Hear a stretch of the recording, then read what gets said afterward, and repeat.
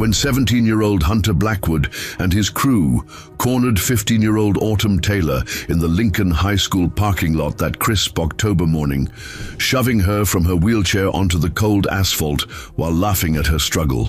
To right herself, they believed their cruelty went unwitnessed in the remote Montana town of Ridgewater. But high on the ridge overlooking the school, a massive 2,000-pound Angus bull named Titan had been silently watching Autumn's daily battles with accessibility and harassment for weeks, his protective instincts growing stronger with each act of injustice, he observed. What these bullies didn't know was that their cowardly assault would awaken something primal and fierce in the beast, and that within hours their small community would witness justice delivered not by teachers, parents, or police, but by 1,500 pounds of raw fury thundering down from Blackstone Ranch to remind everyone that some protectors don't wear badges, they have hooves. Before we jump back in, tell us where you're tuning in from, and if this story touches you, make sure you're subscribed, because tomorrow I've saved something extra special for you. The October wind carried the scent of dying leaves and early frost across the valley. As Autumn Taylor navigated her wheelchair down the familiar concrete path toward Lincoln High School, the morning sun cast long shadows across the parking lot where yellow school buses lined up like sleeping giants, their diesel engines creating a low rumble that masked the sounds of teenage conversation and locker doors slamming. Her breath formed small clouds in the crisp mountain air as she maneuvered around the familiar obstacles, the crack in the sidewalk that maintenance had promised to fix since September, the drainage grate that caught her wheels if she wasn't careful, the slight incline that required extra effort on mornings when her shoulders ached from the previous day's struggles. From his position on the ridge overlooking Ridgewater, nearly a mile above the school, Titan stood motionless among the weathered fence posts of Blackstone Ranch. The massive Angus bull's dark eyes were fixed on the small figure making her way across the asphalt below, his ears pricked forward with the focused attention of a predator tracking prey. For 3 months now, he had watched this routine, the girl with wheels instead of legs, moving with quiet determination while others walked past, without acknowledging her daily battle against a world designed for different bodies.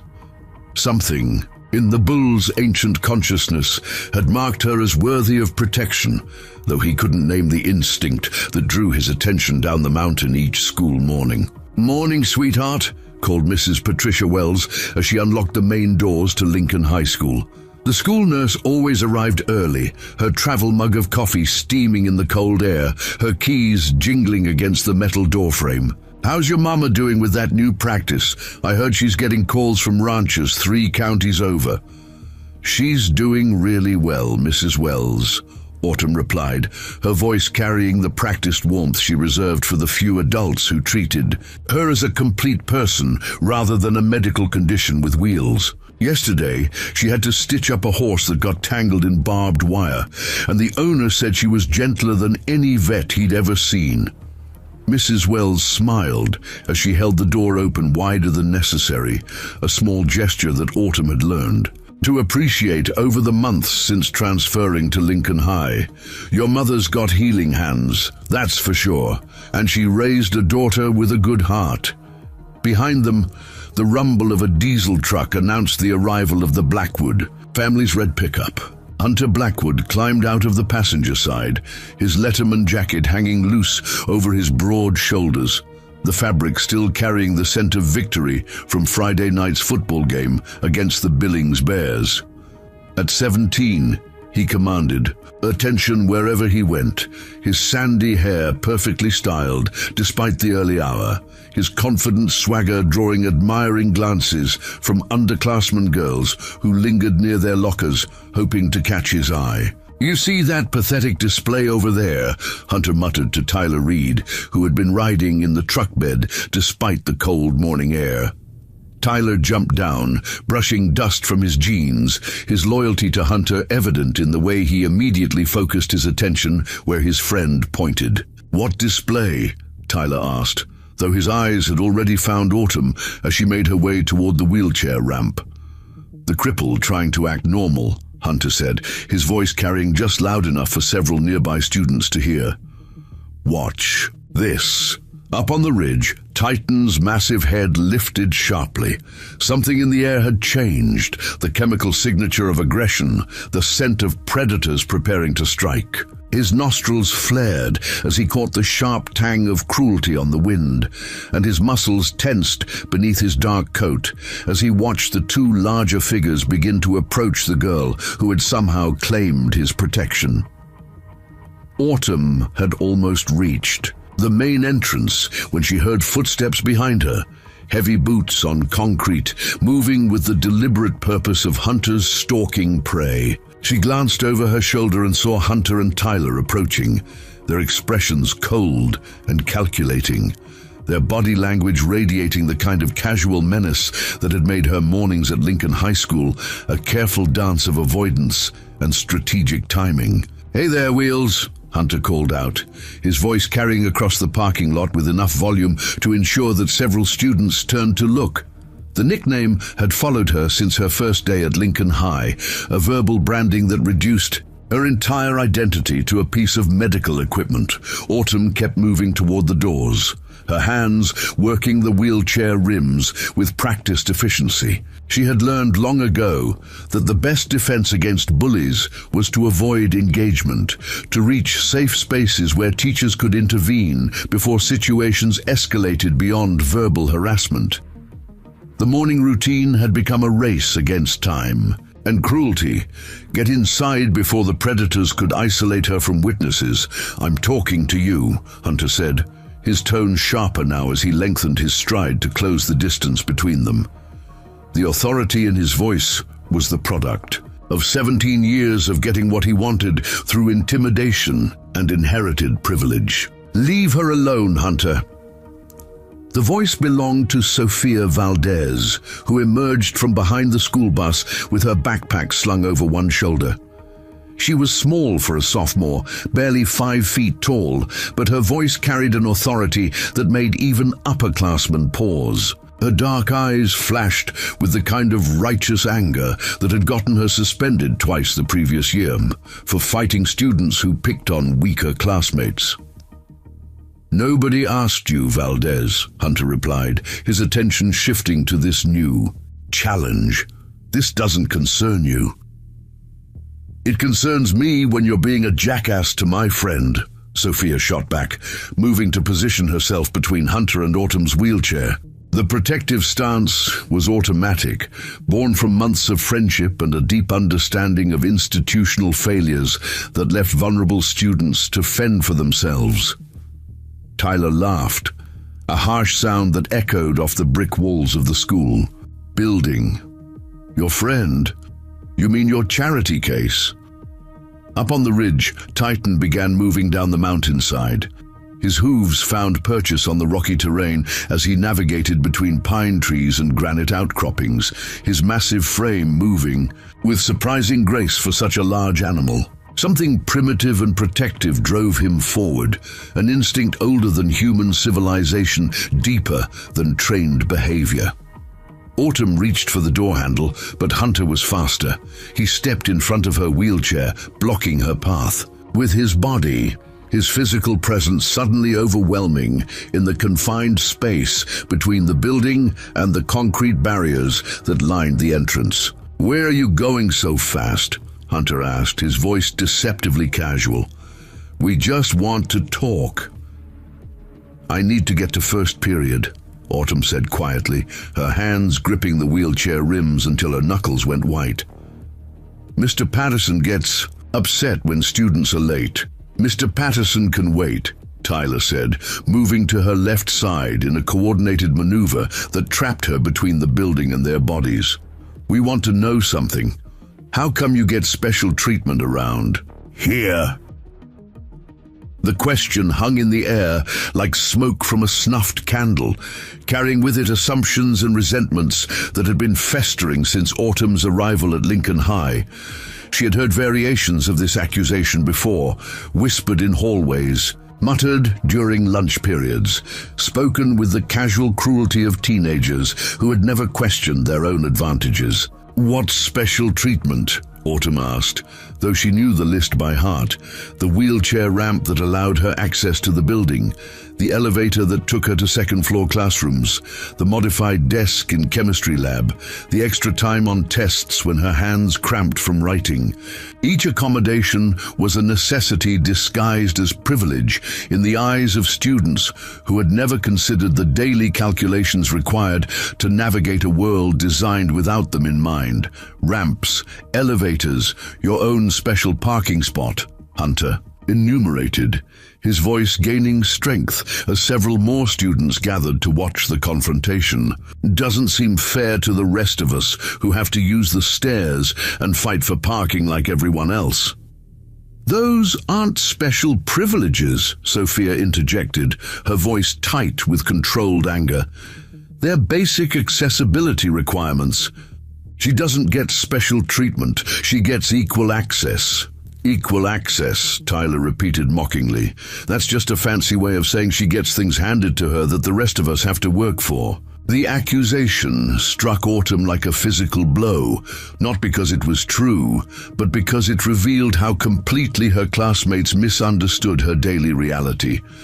The assumption that her accommodations were gifts rather than necessities, that her wheelchair somehow made life easier rather than requiring constant adaptation and extra effort. "I work harder than most students here," she said, her voice steady despite the tremor in her hands. "I have to plan every route through the building. I have to arrive early to avoid crowded hallways. I have to carry extra supplies because I can't reach half the storage areas." "Boo-hoo," Hunter said, stepping even closer until his shadow fell across her wheelchair. "Poor little Autumn and her hard life. You know what I think? I think you milk this whole wheelchair thing for attention." The cruelty in his words was breathtaking in its casual delivery, spoken with the confident authority of someone who had never questioned his right to judge another person's struggle. Around them, the gathered students shifted uncomfortably, some looking away, while others watched with the morbid fascination of spectators at a car accident. Down the mountainside, Titan was now halfway to the valley floor, his powerful legs carrying him through the forest with increasing urgency. Birds scattered from the trees as he passed, sensing the predatory intensity that drove him forward. His breathing had become labored, not from exertion, but from the stress of watching his protected one, surrounded by threats he couldn't yet reach. "Back off, Hunter," Sophia warned, moving protectively in front of Autumn's wheelchair. "You're way out of line here." "Am I?" Hunter asked, his smile cold and calculating. "Or am I just saying what everyone else is thinking?" The challenge hung between them like a gauntlet thrown down. And for a moment, the parking lot fell silent, except for the distant rumble of school buses and the sharp whistle of wind through the pine trees that lined the edge of the school property. Then, without warning, Hunter reached out and grabbed the handles of Autumn's wheelchair. "Let's see how special you really are," he said, and with a sharp jerk he tilted the chair backward. Autumn's arms flew out for balance as the wheelchair teetered on its back wheels, gravity pulling her toward the concrete that seemed suddenly very far below. Her grip on the armrests began to slip as the chair tilted further back, and she could feel herself starting to slide toward what would be a painful and humiliating fall. That was when they heard it.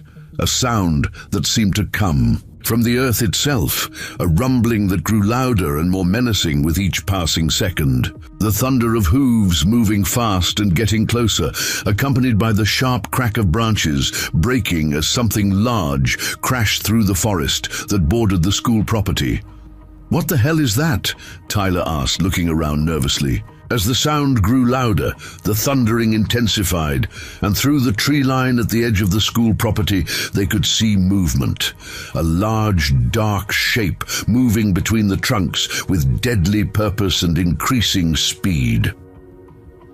Hunter's grip on The wheelchair handles loosened slightly as he tried to locate the source of the noise, and it was the opening Autumn needed. She threw her weight forward, bringing the chair down on all four wheels with a jarring impact that sent shockwaves up her spine. The forest exploded with motion as Titan burst through the tree line, his massive frame silhouetted against the morning sun. The bull's eyes were wild, his nostrils flared, and every muscle in his powerful body was tensed for violence. Behind him came the sound of more hoofbeats. Sheriff Vincent Gray and two deputies on horseback, their faces grim as they tried to keep pace with the enraged animal. "Nobody move!" Sheriff Gray shouted, his voice carrying the authority of 25 years in law enforcement. "That bull is extremely agitated." But Titan wasn't looking at the sheriff or his men. His dark eyes were fixed on the group near the school entrance, specifically on the boy who still had his hands near Autumn's wheelchair. The bull's head lowered, his ears pinned back against his skull, and a sound rumbled from deep in his chest, part bellow, part growl, a noise that spoke of ancient rage and protective fury. For the first time since Autumn had known him, Hunter, Blackwood looked genuinely afraid. Telling and preparing this story took us a lot of time, so if you are enjoying it, subscribe to our channel. It means a lot to us. Now, back to the story. The silence that followed Titan's emergence from the forest stretched like a taut wire, ready to snap.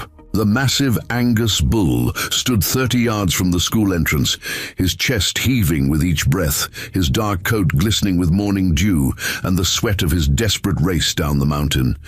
Steam rose from his nostrils in the cold air as his intelligent eyes remained fixed on Hunter's hands, still positioned near Autumn's wheelchair, reading the threat with the clarity of an apex predator assessing danger to his territory. Sheriff Gray dismounted slowly, his movements deliberate and calm as years of training took over. Behind him, Deputies Martinez and Johnson spread out in a loose semicircle, blocking potential escape routes while maintaining safe distance from the agitated animal.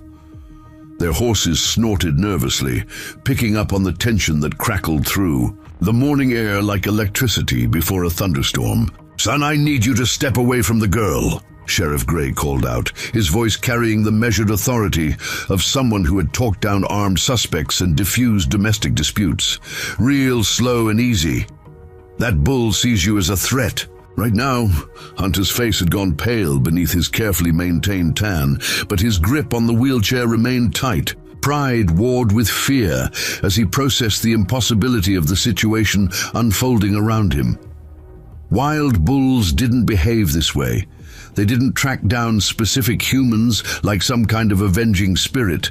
This violated everything he understood about the natural order that placed humans at the top of the food chain. "This is insane," Hunter muttered, his voice barely audible above the sound of his own hammering heartbeat. "It's just a stupid cow."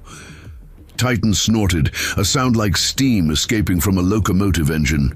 His front hoof struck the asphalt, leaving deep gouges in the pavement and sending a clear message that even someone with no experience around large animals could interpret. The bull's patience was wearing thin, and his next move would be considerably less restrained than his current display of warning. "That's no ordinary bull," Deputy Martinez said quietly, her weathered hands steady on her horse's reins despite the obvious danger of the situation. "That's the Blackstone Ranch prize breeding bull. Been up there for 8 years, never caused trouble before, never came down to town, not once." "Why now?" Sheriff Gray asked, though his eyes never left the developing confrontation between the massive animal and the group of teenagers. Martinez studied the scene, taking in Autumn's frightened expression, Hunter's aggressive posture, and the obvious tension that had been building before the bull's dramatic intervention. Something's got him riled up. Bulls don't usually get protective of humans they don't know, but when they do, it's because they sense something wrong. Tyler and the other students who had gathered to watch the morning's entertainment were backing away now, putting distance between themselves and what had suddenly become a genuinely dangerous situation. Their earlier bravado had evaporated in the face of 2,000 pounds of agitated beef with the intelligence to hold grudges and the physical power to act on them. "Hunter," Tyler called out, his voice shaky with fear. "Just let her go, man. This is getting crazy."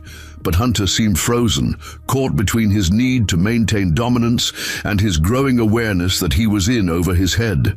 The wheelchair felt like an anchor in his hands, connecting him to a situation he couldn't control or understand. Every instinct screamed at him to run, but his pride demanded that he not be seen retreating from a farm animal in front of half the school. Principal Catherine Ross had emerged from the building, drawn by the commotion in her parking lot. Her usual composure cracked as she took in the scene, a massive bull facing off against her students while armed deputies tried to manage a situation that had no precedent in any administrative handbook. "What in God's name is happening here?" she demanded, her voice carrying the frustrated authority of someone accustomed to solving problems through meetings and policy rather than dealing with actual physical danger. "Wild bull came down from the ranch," Sheriff Gray explained tersely. "Seems to have taken an interest in your students. We need to clear the area and get animal control up here." "Animal control for one bull? Can't you just shoot it or something?" The suggestion caused an immediate outcry from several directions. Dr. Rebecca Taylor, who had just arrived to drop off Autumn's forgotten lunch, stepped out of her veterinary, her clinic truck with the practiced calm of someone who dealt with large animals on a daily basis. "Nobody's shooting anything," she said firmly, her professional assessment of the situation immediately more nuanced than the law enforcement approach. "That bull isn't randomly aggressive. Look at his positioning, his body language. He's protecting someone specific." As if responding to her words, Titan's attention briefly shifted to Dr. Taylor, recognizing her as one of the few humans who had treated him with respect during his occasional medical care at Blackstone Ranch. His massive head dipped slightly in acknowledgement before returning his focus to the perceived threat near his chosen charge. "He's protecting Autumn," Dr. Taylor continued, her voice gaining confidence as the pieces of the puzzle fell into place. "I've seen this behavior before in herd animals. They sometimes adopt individuals outside their species if they perceive them as vulnerable." The observation rippled through the gathered crowd like wildfire. Here was a disabled girl being protected by a wild animal, while the human institutions supposedly designed to keep her safe had failed to prevent the very situation that had triggered this crisis. The symbolism wasn't lost on anyone present, least of all the adults who were beginning to recognize their own complicity in a system that had allowed bullying to flourish unchecked. Coach Ricardo Morales jogged toward them from the faculty parking lot, his whistle bouncing against his chest as he took in the surreal scene unfolding in front of his school. As the athletic director, he knew every player on every team, and he recognized the body language of young men who had pushed too far and found themselves facing consequences they hadn't anticipated. "Blackwood, what did you do?" he called out, his voice carrying the disappointed authority of a mentor who had invested time and energy in developing character alongside athletic skill. "I didn't do anything," Hunter protested, but his voice cracked slightly on the words. "That thing just went crazy for no reason." "Bulls don't go crazy for no reason," Dr. Taylor said, moving closer to assess Titan's condition while maintaining a safe distance. "They're actually quite intelligent animals with complex emotional responses. If he's agitated, it's because he perceived a genuine threat to something he cares about." Autumn found her voice for the first time since the confrontation began. "He's been watching me," she said quietly, the realization hitting her with the force of revelation. "For weeks now, I felt like something was observing me during my morning routine. I thought it was my imagination, but it was him. The admission sent another wave of understanding through the crowd. Here was a vulnerable teenager who had been living under the silent protection of a creature that recognized her need for a guardian. When the human adults in her life had failed to provide one. That's impossible, Hunter said, but his voice lacked conviction. The evidence was literally standing 30 yards away, snorting and pawing the ground with protective fury that had no rational explanation beyond genuine concern for Autumn's welfare. Animals often recognize vulnerability in ways humans miss, Dr. Taylor explained, her professional knowledge providing context for what everyone was witnessing. Horses have been known to protect disabled children. Dogs adopt orphaned cats. This bull has apparently decided that Autumn needs his protection. Sheriff Gray was growing increasingly uncomfortable with the standoff. Wild animals were unpredictable under the best circumstances, and an agitated bull, protecting what he perceived as his territory, could charge without warning.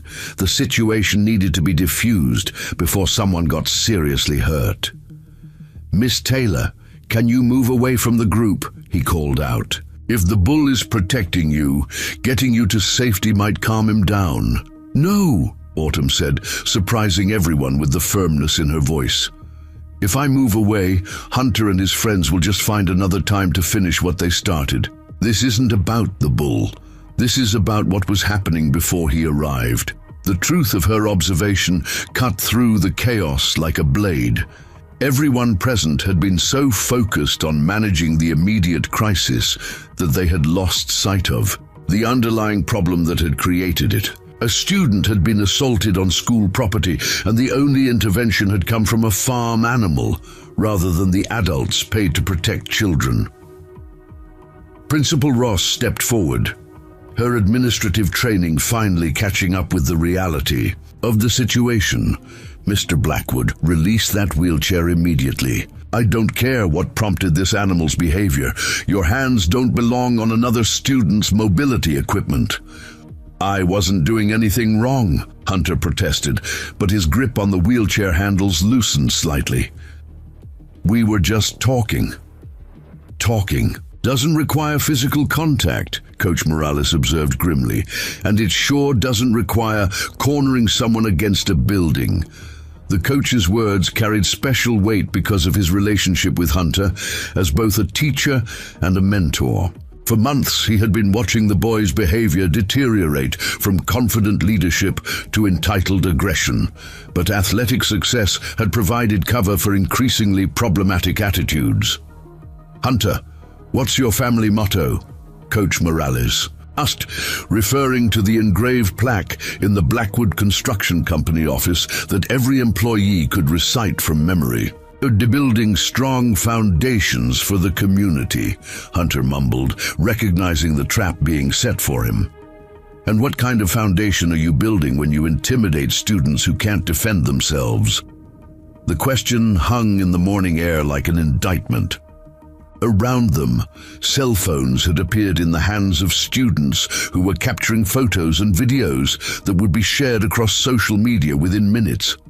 The story was already spreading beyond Lincoln High School, carrying with it images of a disabled girl protected by a bull, while the human adults struggled to maintain control.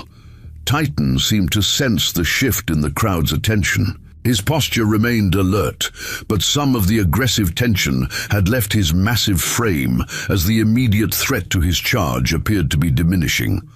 The bull's intelligence was evident in the way he tracked the conversation, understanding that words were being spoken in defense of the girl he had chosen to protect. "The animal's calming down," Deputy Johnson observed. "Maybe we can resolve this without anyone getting hurt."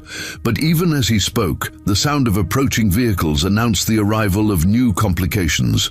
A white van marked Channel 7 News pulled into the parking lot, followed by two more trucks carrying camera equipment and reporters eager to cover the story of a wild bull confronting high school bullies. "This is about to get a lot more complicated," Sheriff Gray muttered, recognizing that the simple law enforcement problem had just evolved into a media circus with implications far beyond the morning's incident. Hunter's face went white as he realized that his family's reputation and his own future were about to be dissected by news reporters with cameras and questions. The comfortable anonymity of small-town bullying was about to be stripped away by the harsh light of public scrutiny. And through it all, Titan stood his ground, a silent sentinel whose unexpected intervention had transformed a routine morning of cruelty into a reckoning that would force an entire community to examine the systems that protected some while abandoning others. The arrival of the news crews transformed the Lincoln High School parking lot into a circus of flashing cameras and shouted questions. Reporter Christine Park jumped out of the Channel 7 van before it had fully stopped, her practiced eye immediately identifying the most compelling elements of the story unfolding before her. A massive bull standing protectively near a girl in a wheelchair, while deputies on horseback tried to maintain order around a crowd of frightened teenagers. This is Christine Park reporting live from Lincoln High School in Ridgewater, where a 2,000-pound bull has apparently appointed himself as the protector of a disabled student.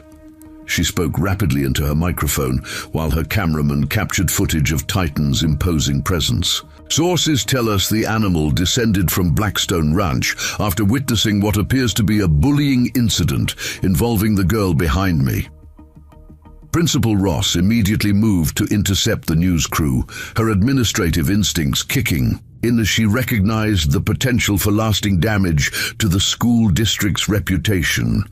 "This is school property," she announced firmly. "You need to stay behind the barriers and cannot interview students without parental consent." But the damage was already done.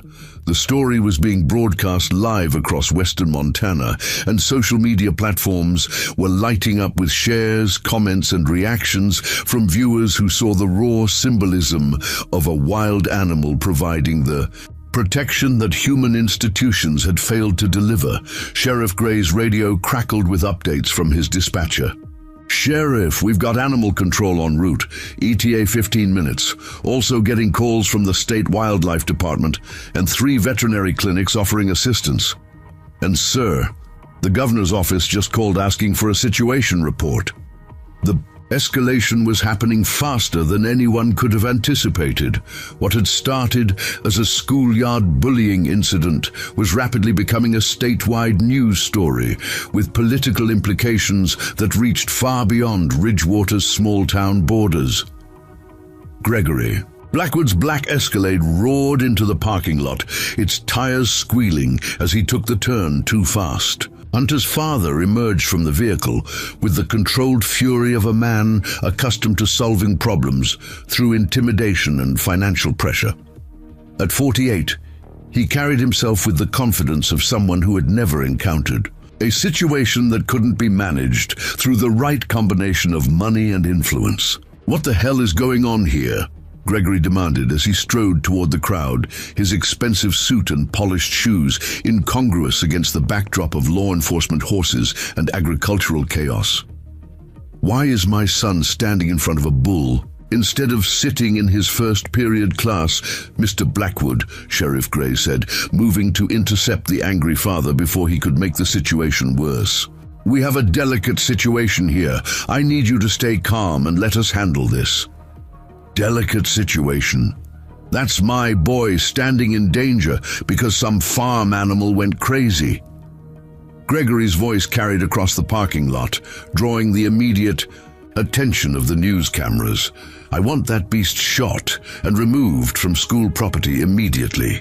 The suggestion triggered immediate protests from multiple directions. Dr. Taylor stepped forward, her professional authority evident in her calm demeanor despite the chaos surrounding them. "Mr. Blackwood, that animal isn't acting aggressively. Without cause," she said firmly. "Your son was physically intimidating my daughter when the bull intervened. If you want to talk about who's creating danger here, Maybe we should start with why Hunter had his hands on Autumn's wheelchair. Gregory's face flushed red as he processed the implication that his son might be at fault for the current crisis. "My son doesn't hurt helpless girls," he said, but his voice lacked the conviction of his earlier statements. "There must be some misunderstanding." "No misunderstanding," Sofia Valdez interjected, her small frame radiating fierce loyalty as she positioned herself between Gregory and Autumn. "I saw everything. Hunter knocked her backward in her chair and was threatening her when the bull showed up." "You're a child," Gregory dismissed her with a wave of his hand. "Children don't understand adult situations." "I understand bullying when I see it," Sofia shot back, her voice gaining strength from the presence of supporters around her. "And I understand that a wild animal had to do what the adults in this school wouldn't do, protect someone who needed help." The accusation hung in the air like smoke, visible to everyone present and impossible to ignore. Here was a 15-year-old girl articulating what the adults had been reluctant to acknowledge, that institutional failures had created the conditions. For this crisis, Coach Morales approached Gregory with the measured caution of someone who had dealt with difficult parents throughout his career. "Greg, I've been trying to talk to you about Hunter's behavior for months. This didn't happen in a vacuum. There's been a pattern of intimidation that we need to address." "Pattern of intimidation?" Gregory's voice rose dangerously. "My son is a leader. Leaders sometimes have to make tough decisions that soft people don't understand." "Leaders protect people weaker than themselves," Coach Morales replied quietly. "They don't use their strength to intimidate and humiliate. What happened here this morning wasn't leadership, it was cruelty." Titan had been following the conversation with the focused attention of an intelligent animal reading human emotional cues. The bull's ears were pricked forward, his head turning slightly to track the voices of the various speakers. When Gregory's voice rose in anger, Titan's posture shifted subtly, muscles tensing as he prepared to respond to what he perceived as a renewed threat to his charge. "The animal's getting agitated again," Deputy Martinez warned. "We need to keep voices down and movements slow." But Gregory was beyond listening to advice from people he considered beneath his social station. "I don't care what that beast thinks," he declared. "This is America, not some third-world country where wild animals dictate human behavior." "Dad, please stop," Hunter said quietly, speaking for the first time since his father's arrival. The words came out cracked and uncertain, lacking the confident arrogance that had characterized his earlier behavior. Gregory turned toward his son with surprise and growing anger. "Stop what? Defending you against these people who want to blame you for some animal's mental breakdown?" "Stop pretending this isn't my fault," Hunter said, his voice gaining strength as he finally found the courage to confront his father's expectations. "I was hurting her, Dad. I knocked her wheelchair backward and I was threatening her. And that bull came down the mountain because he could see what I was doing." The admission struck the crowd like lightning. Here was the golden boy of Ridgewater, the star athlete and son of the town's most powerful family, taking responsibility for actions that his father was still trying to deny. "You don't know what you're saying," Gregory said, his voice tight with controlled fury. "You're confused and scared. When we get home, we'll sort this out properly." "I'm not confused," Hunter replied, stepping away from Autumn's wheelchair for the first time since the confrontation began. "I'm ashamed. I've been acting like a monster, and it took a bull to make me see it." The movement away from the wheelchair triggered an immediate response from Titan. The massive animal stepped forward, closing the distance between himself and Autumn while keeping his dark eyes fixed on the humans around her. But his posture was different now, still protective but less aggressively threatening as the immediate danger appeared to be receding. Dr. Christopher Bell, the school psychologist, had been observing the scene from the edge of the crowd, his Professional training focused on the psychological dynamics playing out between the various participants. As someone who specialized in adolescent behavior and family systems, he recognized patterns that others might miss. "What we're seeing here isn't just about bullying," he said quietly to Principal Ross. "This is about a family system that has enabled aggressive behavior by refusing to acknowledge its existence. Hunter's admission is a breakthrough, but his father's response tells us why the behavior developed in the first place." Principal Ross nodded grimly, recognizing that the morning's crisis was revealing deeper institutional problems that couldn't be solved with policy changes or disciplinary actions. "How do we move forward from here?" "Very carefully," Dr. Bell replied. "That boy just showed more moral courage than most adults demonstrate in a lifetime, but he's going to face enormous pressure at home to recant his statement and return to the family narrative." The news cameras had captured every word of Hunter's confession, and the footage was already being shared across social media platforms, with comments ranging from admiration for his honesty to skepticism about his motives. The story was evolving in real time, and public opinion was beginning to form around the central question of accountability versus privilege. Esperanza Valdez, Sophia's grandmother, arrived in her weathered pickup truck, her 72 years, evident in her careful movements as she climbed down from the cab. As a retired teacher who had spent 4 decades working with troubled families, she brought a perspective that cut through the chaos with simple clarity. "Mija," she called to Sophia in Spanish, then switched to English as she surveyed the scene. "What has happened here, Abuela?" Hunter was hurting Autumn, and a bull came down from the mountain to protect her, Sophia explained, her voice carrying the respect for her grandmother that had been instilled since childhood. Esperanza looked at Titan with the practiced eye of someone who had grown up around large animals. "Bulls don't leave their territory without good reason," she said matter-of-factly. "This one saw something that required his intervention." "It's just an animal," Gregory protested. "It can't make moral judgments about human behavior." Esperanza fixed him with a steady gaze that carried the weight of 7 decades of human observation. "Animals often see what humans choose to ignore, Mr. Blackwood. Sometimes it takes an outsider to show us what we've become blind to." The simple wisdom in her words carried more authority than all the official statements and administrative protocols that had been offered throughout the morning. Here was someone who understood that the crisis wasn't really about a bull at all. It was about a community that had allowed cruelty to flourish until an outside force intervened to restore balance. Animal Control Officer Dan Murphy finally arrived in his official vehicle, equipped with tranquilizer equipment and portable fencing designed to contain large animals.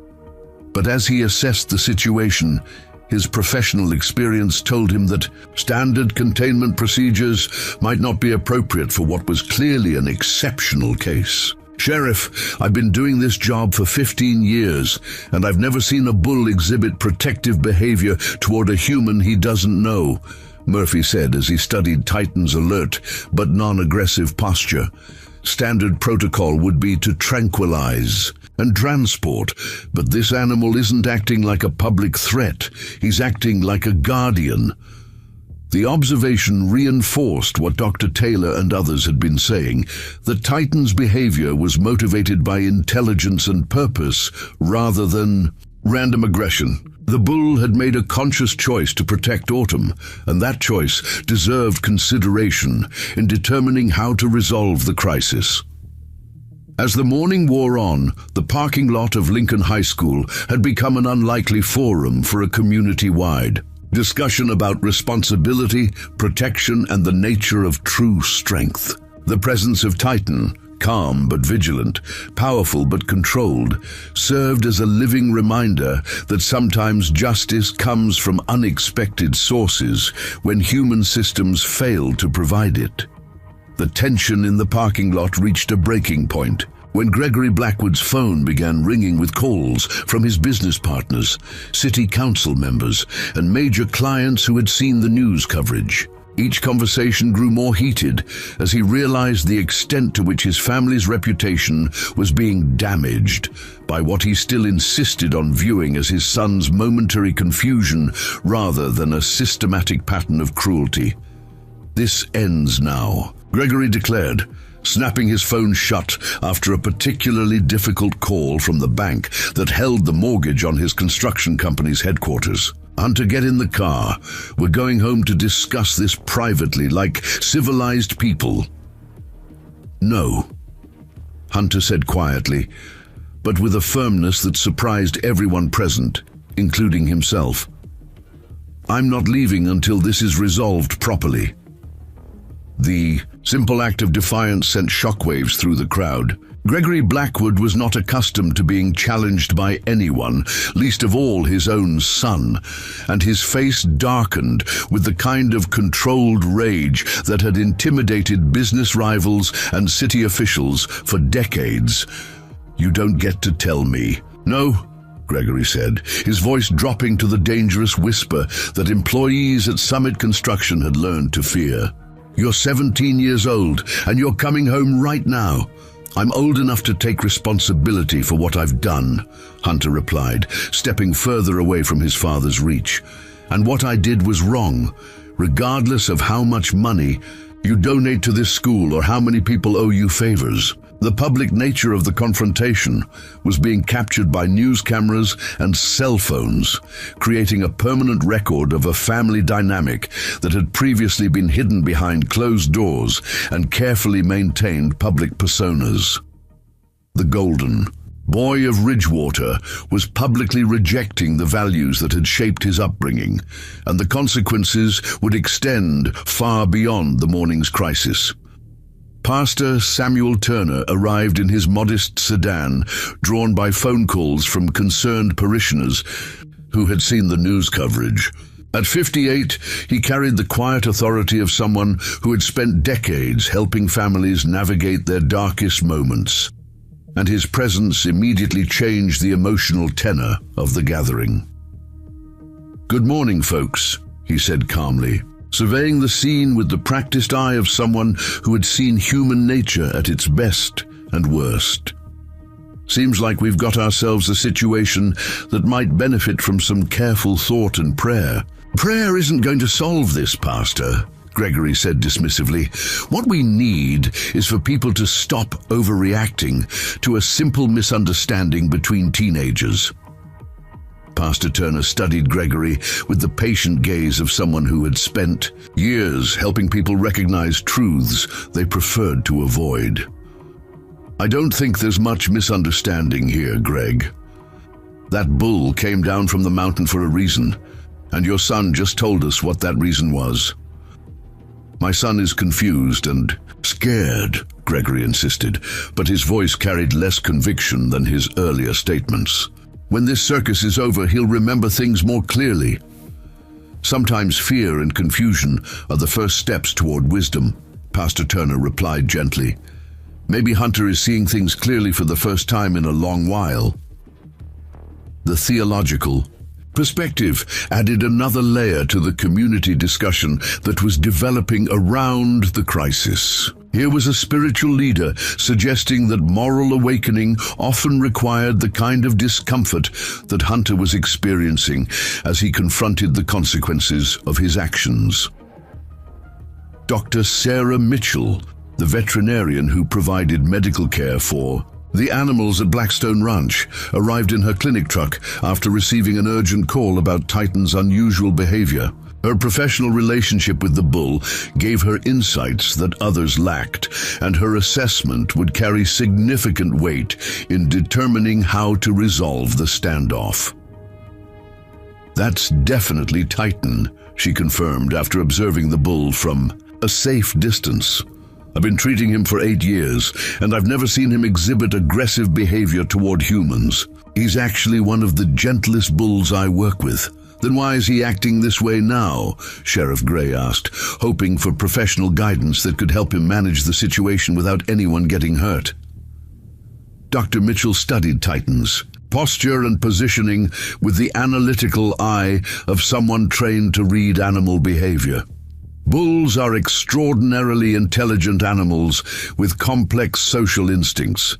If Titan has decided that girl needs his protection, it's because he's observed behavior that triggered his protective responses. So you're saying the animal can make moral judgments? Gregory asked skeptically. I'm saying animals often recognize patterns that humans miss or choose to ignore, Dr. Mitchell replied. Titan has been watching the daily routines around this school from his position on the ridge. If he came down here today, it's because he saw something that violated his sense of what's right. The professional validation of Titan's behavior as purposeful rather than random added credibility to the growing narrative that the bull had intervened to correct an injustice that human adults had failed to address. The symbolism was becoming impossible to ignore. A community that had failed to protect its most vulnerable members was being shown what protection looked like by a farm animal. Judge Victoria Barnes arrived in her personal vehicle, still wearing the black robes she had donned for morning court sessions before receiving urgent calls about a situation involving disabled students and potential civil rights violations. At 61, she brought decades of legal experience and a personal commitment to disability advocacy that made her perspective particularly relevant.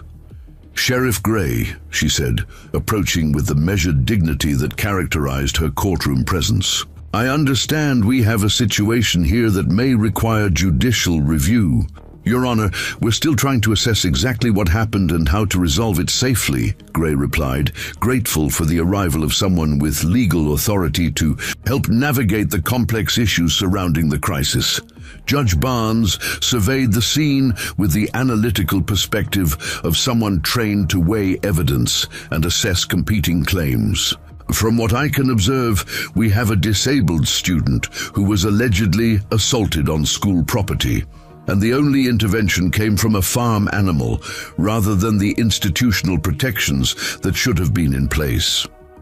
The legal framing of the situation sent a chill through the assembled school administrators and city officials who were beginning to recognize that the morning's events could have far-reaching consequences for their careers and institutions. A federal judge with expertise in disability rights was viewing their handling of the crisis with obvious skepticism.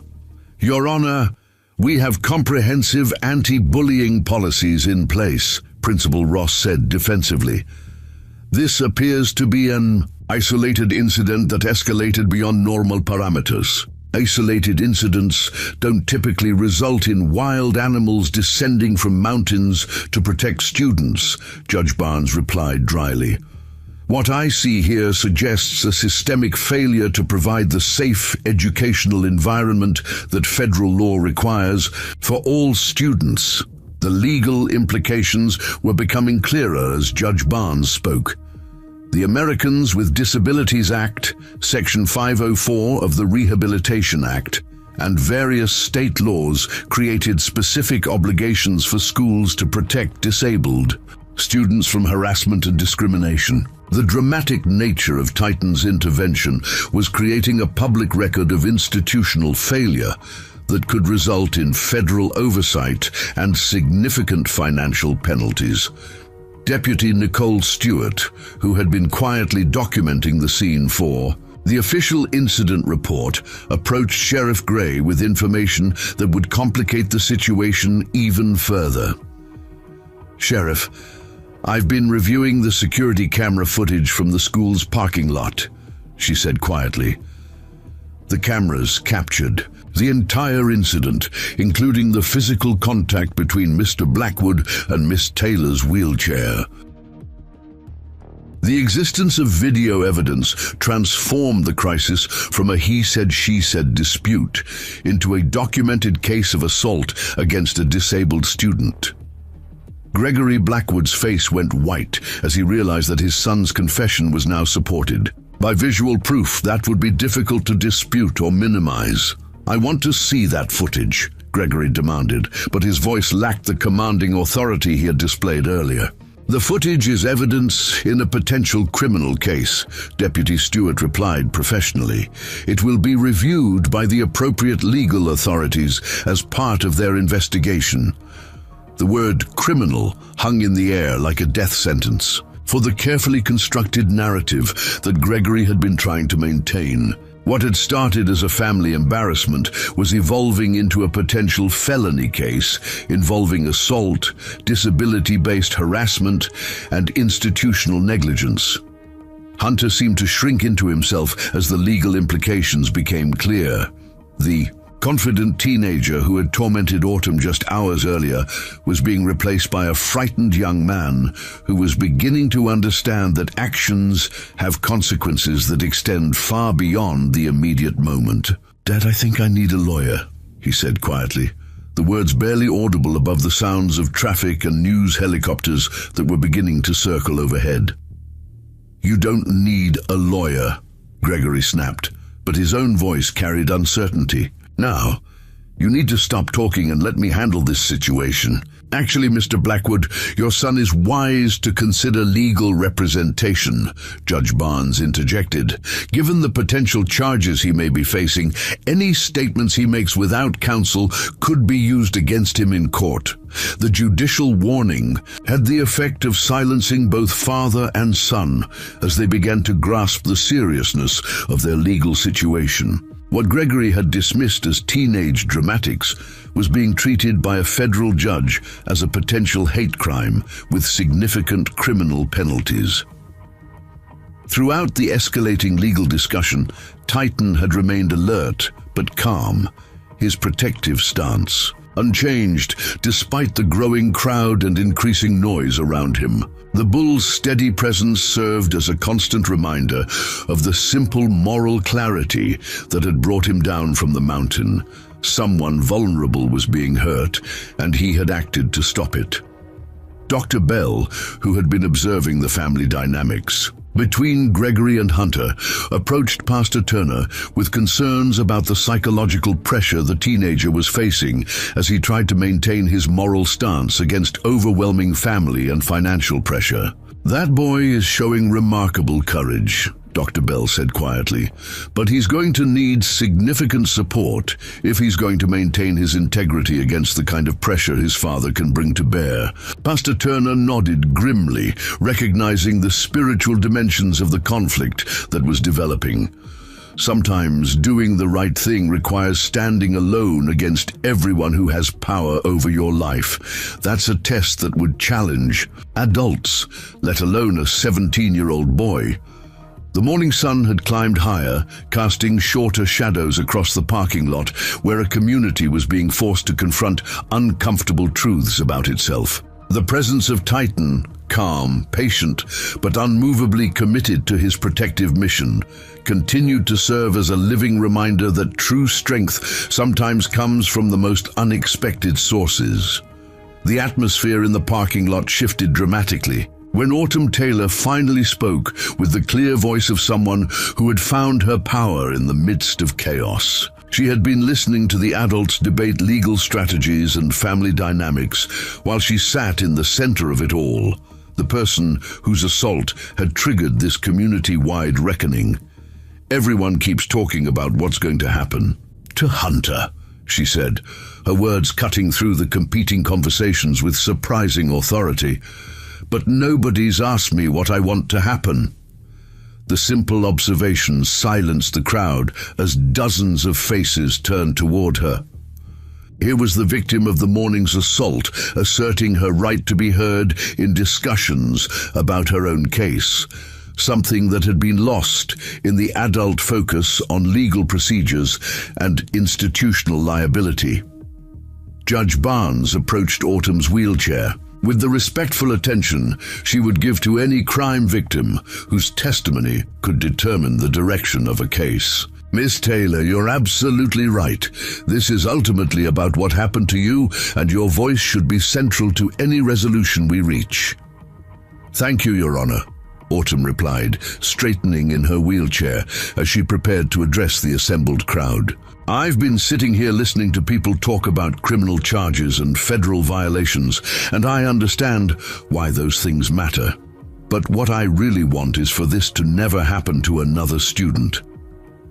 The focus on systemic change, rather than personal revenge, surprised many of the adults who had been expecting her to demand maximum punishment for Hunter's actions. Instead, she was articulating a vision of justice that prioritized prevention over retribution. "I want anti-bullying policies that actually work," she continued, her voice gaining strength as she spoke. "I want teachers who intervene instead of looking the other way. I want administrators who create consequences that mean something, and I want students to understand that disability doesn't make someone less worthy of respect." Her words carried the weight of lived experience and hard-won wisdom. Here was a 15-year-old girl who had been failed by every institutional protection supposedly designed to keep her safe. Yet she was focusing on solutions rather than simply seeking revenge against her tormentor. Haley Blackwood, Hunter's 14-year-old sister, stepped forward from where she had been standing with a group of younger students. Her presence had gone largely unnoticed during the morning's drama, but her perspective as both a witness to her brother's behavior and a student at Lincoln High carried unique insights. "Autumn's right," Haley said, her voice shaking slightly but determined. "Hunter hasn't just been mean to her. He's been cruel to lots of students, and everybody knows it. But nobody does anything because our dad donates money to everything." The admission from within the Blackwood family itself created a ripple of shock through the crowd. Gregory's face went white with fury and embarrassment as his own daughter publicly confirmed the pattern of behavior that he had been trying to deny. "Haley, get in the car right now," Gregory commanded, his voice tight with barely controlled rage. "You don't understand what you're saying." "I understand perfectly, Dad," Haley replied, her young voice carrying surprising steel. "I understand that my brother has been hurting people, and you've been protecting him because you're more worried about our reputation than about doing what's right." The courage of a 14-year-old girl standing up to her powerful father in front of news cameras and community leaders created one of the most powerful moments of the morning. Here was someone who shared Hunter's privileged background but had chosen moral clarity over family loyalty. Dr. Taylor moved protectively closer to both girls, recognizing that they were displaying the kind of moral courage that adults often fail to demonstrate. "These young women are showing us what leadership actually looks like," she said to the assembled crowd. "They're more focused on preventing future harm than on protecting their own interests." Pastor Turner approached the two girls with the gentle respect he reserved for people who had demonstrated genuine moral conviction. "Autumn, Haley, what you're both doing takes tremendous courage. Standing up for what's right when it's difficult is the foundation of real character." "It shouldn't be difficult," Autumn replied simply. "Treating people with basic human dignity should be the easiest thing in the world." Her observation cut to the heart of the institutional failures that had created the morning's crisis. The systems, supposedly designed to protect vulnerable students, had become so complex and compromised that basic human decency seemed revolutionary rather than routine. Emma Rodriguez, one of Autumn's classmates who had witnessed previous incidents of harassment, stepped forward with information that would provide crucial context for understanding the scope of the problem at Lincoln High School. "I've seen Hunter do this before," she said, her voice trembling but determined, "not just to Autumn, but to other kids who can't fight back. There's this kid Marcus who stutters, and Hunter mimics him during lunch, and Sarah Chen gets called names because of her hearing aids. It's not just one incident, it's been going on all year." The revelation that Autumn's assault was part of a broader pattern of disability-based harassment created a new level of urgency around the need for systemic reform. This wasn't an isolated incident that could be addressed through individual punishment. It was evidence of a school culture that had allowed cruelty to flourish unchecked. Principal Ross felt the weight of institutional responsibility settling on her shoulders as the scope of the problem became clear. We need to conduct a comprehensive review of our policies and their implementation, she said, though her words sounded hollow after the morning's revelations. Policies don't matter if they're not enforced, Sophia Valdez pointed out with the blunt honesty that had made her autumn's fiercest defender. You've had policies against bullying for years, but nobody gets in trouble when they break them because their parents donate money or coach winning teams. The observation about the connection between privilege and impunity struck at the core of the systemic problems that had allowed the crisis to develop. Schools were supposed to provide equal protection for all students, but informal hierarchies, based on family wealth and social status, had created a two-tier justice system. Old Pete Harrison, the 76-year-old owner of Blackstone Ranch, arrived in his weathered pickup truck after receiving calls about Titan's unusual behavior.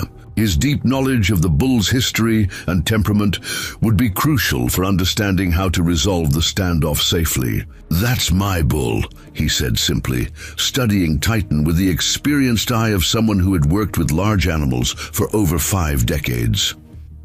Raised him from a calf after his mama died in a lightning strike. Never seen him act aggressive toward humans, but he's always been protective of creatures he thinks need help. How do we get him to go back to the ranch? Sheriff Gray asked, hoping for practical guidance from someone who understood the animal's psychology. Pete studied the positioning of everyone in the parking lot, taking in Titan's alert but non-threatening posture and his clear focus on Autumn's safety. He'll go back when he's satisfied that the girl is safe, but Titan's got a long memory. If he thinks she's still in danger, he'll be back. The warning carried implications that extended far beyond the immediate crisis.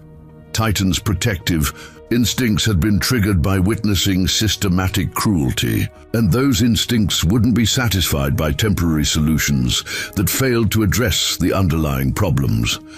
Dr. Bell, who had been documenting the psychological dynamics of the crisis for his professional records, recognized that the morning's events represented a potential turning point for several of the young people involved. "What we're witnessing here is moral development in real time," he explained to Pastor Turner. "Autumn is finding her voice, Haley is choosing integrity over family pressure, and Hunter is experiencing the kind of moral crisis that can either destroy someone or transform them completely. Which way do you think he'll go?" Pastor Turner asked, studying Hunter's conflicted expression as he watched his family's reputation crumble around him. "That depends on whether he can find the strength to maintain his integrity against the pressure he's about to face," Dr. Bell replied. "His father represents everything that enabled his bullying behavior. Privilege without accountability, power without responsibility. Breaking free from that family system will require enormous courage." The psychological assessment highlighted the personal stakes involved in the crisis. Hunter's confession had been a moment of genuine moral awakening, but sustaining that awakening against family pressure and social consequences would test his character in ways that most teenagers never experience. Judge Barnes had been quietly reviewing the legal precedents that applied to the morning's events, and her conclusions would shape the formal response to the crisis. Under federal disability rights law, this school district has created a hostile environment for students with disabilities, she announced. The pattern of harassment that's been described today represents a clear violation of Miss Taylor's civil rights. The legal framework provided structure for addressing the institutional failures that had enabled the crisis, Federal oversight could force changes that local politics and informal power structures had prevented, creating accountability mechanisms that couldn't be circumvented through family influence or financial pressure. As the morning progressed toward noon, Titan remained in his protective position, a living symbol of the moral clarity that had been lacking in the human institutions responsible for student safety. His presence served as a constant reminder that someone had been watching when the adults looked away, and that protection had come from an unexpected source when the expected protectors failed in their duty. The Bulls' patient vigil was teaching the community a lesson about the nature of true guardianship. It required consistency, courage, and an unwavering commitment to those who needed protection, regardless of the personal cost or social pressure involved. The crisis reached a dangerous new level when 3 black SUVs pulled into the Lincoln High School parking lot. Their tinted windows and government license plates immediately recognizable to Sheriff Gray as federal vehicles. The arrival of FBI agents investigating potential civil rights violations transformed what had been a local incident into a matter of national significance, with implications that extended far beyond Ridgewater's small-town borders.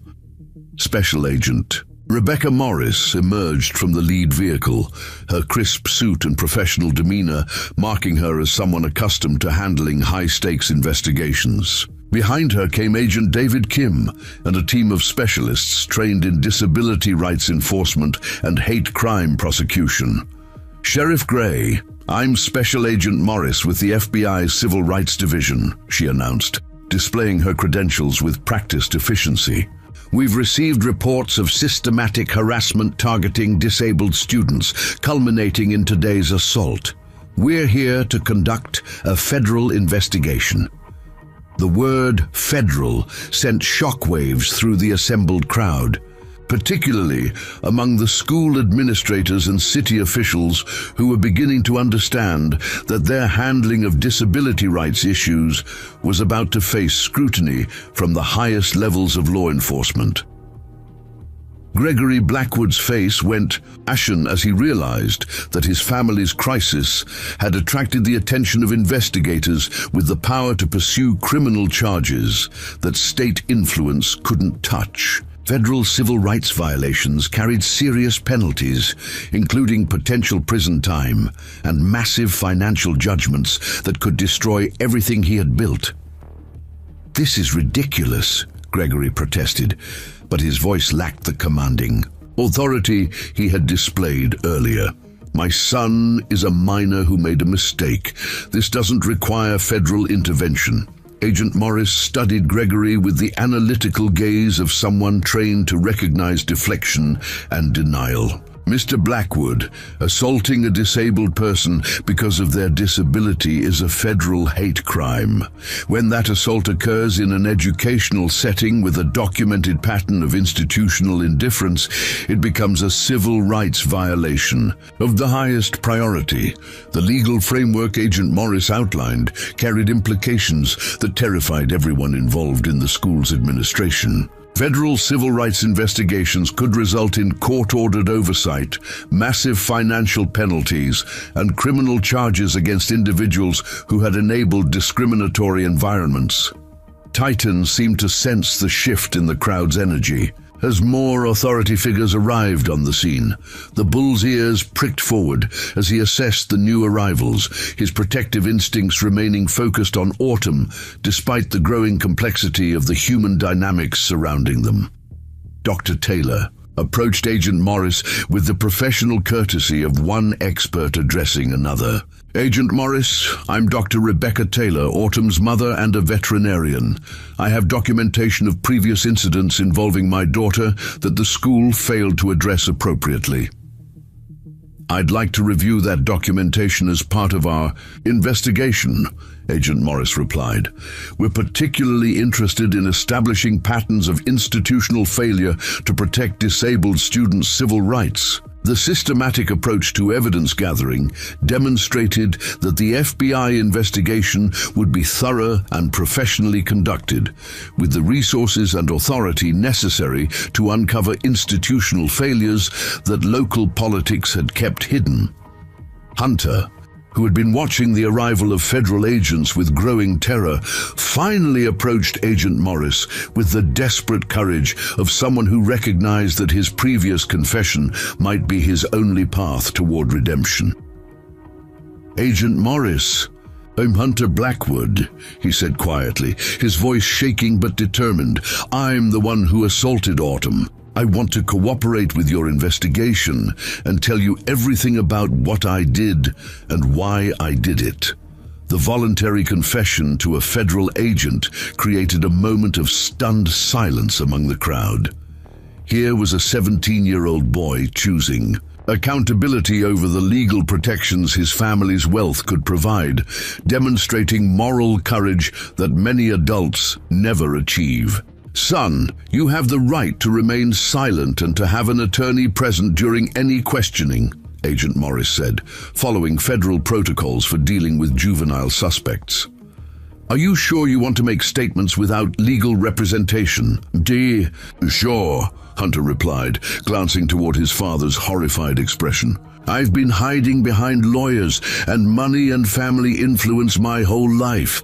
It's time I faced the consequences of my own actions." Gregory lunged toward his son, desperation overriding his usual calculated approach to crisis management. "Hunter, stop talking right now. You don't understand what you're doing to our family." "I understand exactly what I'm doing," Hunter replied, stepping away from his father's reach. "I'm telling the truth for the first time in my life, even if it destroys everything you've worked for." The public confrontation between father and son was being captured by news cameras and would soon be broadcast across the nation, creating a permanent record of a family system's collapse under the weight of its own moral failures. Pastor Turner moved protectively closer to Hunter, recognizing that the young man was displaying the kind of spiritual courage that required community support. "Hunter, what you're doing takes tremendous strength. Standing for truth when it costs you everything is the foundation of real character." Agent Kim had been documenting the scene and conducting preliminary interviews with witnesses. His assessment would determine the scope of the federal investigation and the potential charges that could be filed. "Agent Morris, we have multiple witnesses confirming a pattern of disability-based harassment extending back several months," he reported. "We also have school security footage showing today's assault, and preliminary evidence suggests institutional indifference to previous complaints." The professional assessment confirmed that the FBI had sufficient evidence to pursue serious federal charges, both against individual perpetrators and the institutions that had enabled their behavior. Esperanza Valdez, who had been quietly observing the federal agent's arrival, approached Agent Morris with information that would provide crucial cultural context for understanding the community dynamics that had enabled the crisis. "Agent Morris, I taught school in this district for 40 years, she said in accented but precise English. "What happened to that girl today didn't happen in isolation. This community has protected certain families for generations while ignoring the suffering of those without power." The historical perspective from a respected educator provided the kind of institutional memory that federal investigators needed to understand how discriminatory patterns had become embedded in local culture and practice. "Mrs. Valdez, we'd like to schedule a formal interview to document your observations," Agent Morris replied. "Institutional discrimination often has deep historical roots that require experienced observers to identify and explain." Judge Barnes, who had been monitoring the federal agent's arrival with professional interest, recognized that her own jurisdiction was about to intersect with federal civil rights enforcement in ways that could reshape the local legal landscape. "Agent, "Morris, I'm Judge Victoria Barnes of the Mountain County Court," she said, introducing herself with the formal courtesy that federal-state cooperation required. "I want to ensure that our local judicial processes support rather than interfere with your investigation." "Thank you, Your Honor. We appreciate local cooperation in civil rights cases," Agent Morris replied. "We'll coordinate with your office to ensure that federal and state charges proceed in a manner that serves justice for all parties involved." The professional collaboration between federal and local authorities demonstrated that Hunter's assault on Autumn had triggered the kind of comprehensive law enforcement response that privilege and influence couldn't circumvent. Dr. Sarah Mitchell, who had been monitoring Titan's condition throughout the morning's chaos, approached the federal agents with concerns about the bull's welfare in the midst of the escalating investigation. "Agents, I'm the veterinarian responsible for that bull's medical care," she said, gesturing toward Titan's alert but patient form. "He's been maintaining his protective position for several hours now, and I'm concerned about the stress this situation is placing on him." Agent Morris followed Dr. Mitchell's gaze to where Titan stood guard, recognizing that the animal's behavior had become central to the symbolic meaning of the morning's events. The bull's intervention appears to have been the catalyst that brought this pattern of abuse to public attention, Agent Morris observed.